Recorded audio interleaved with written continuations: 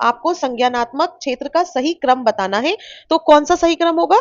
ज्ञान, ज्ञान से अवबोध, अवबोध से अनुप्रयोग, अनुप्रयोग से विश्लेषण, विश्लेषण के बाद संश्लेषण और लास्ट में मूल्यांकन। और ये बहुत ज्यादा इंपॉर्टेंट क्वेश्चन है, बहुत बार रिपीट हुआ है। तो आप ध्यान रखेंगे, जब संज्ञानात्मक विकास, संज्ञानात्मक के क्षेत्र की बात आती है तो वो शुरू होता है ज्ञान से और लास्ट होता है उसमें मूल्यांकन। अगर आप ये दो बातें भी याद रख लेते हैं तो देखिए फिल्टर करना आसान हो जाता है। हाँ, यहाँ पे दो ऑप्शन दे रखे हैं, तो आप ये चीज ध्यान रखें कि ज्ञान के बाद आता है अवबोध। क्या आता है? अवबोध, फिर अनुप्रयोग, फिर विश्लेषण, फिर संश्लेषण, विश्लेषण करेंगे, फिर आप संश्लेषण करेंगे और फिर मूल्यांकन करेंगे। तो ऑप्शन नंबर 4 इसका राइट आंसर है।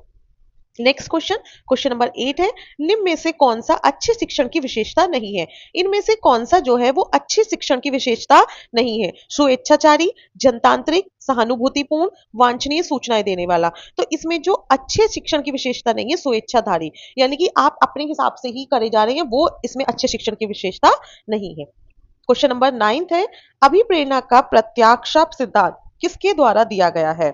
जो अभिप्रेरणा है, एक्सपेक्टेंसी थ्योरी है, उसका जो मोटिवेशन का सिद्धांत है वो किसके द्वारा दिया गया है? ये आपको याद रखना है। तो इसका राइट आंसर है विक्टर ब्रूम। किसके द्वारा दिया गया है? विक्टर ब्रूम के द्वारा। विक्टर ब्रूम ने दिया था अभिप्रेरणा का प्रत्याशा सिद्धांत।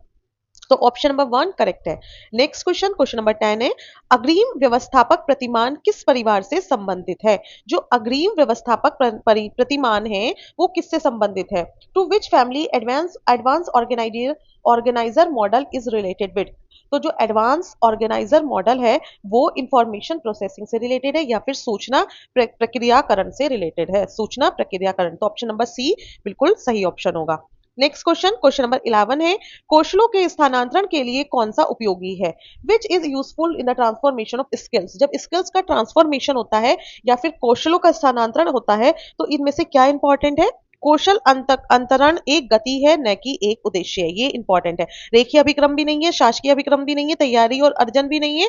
तो क्या है? स्किल्स ट्रांसफॉर्मेशन एक जर्नी है, डेस्टिनेशन नहीं है। जब आप जर्नी चलते रहेंगे, जर्नी धीरे धीरे कंप्लीट करेंगे तो डेस्टिनेशन पे अपने आप ही पहुंच जाएंगे। इसका मतलब अपने आप ही आपके जो कौशल है वो ट्रांसफॉर्म हो जाएंगे। तो कौन सा ऑप्शन सही है? ऑप्शन 1।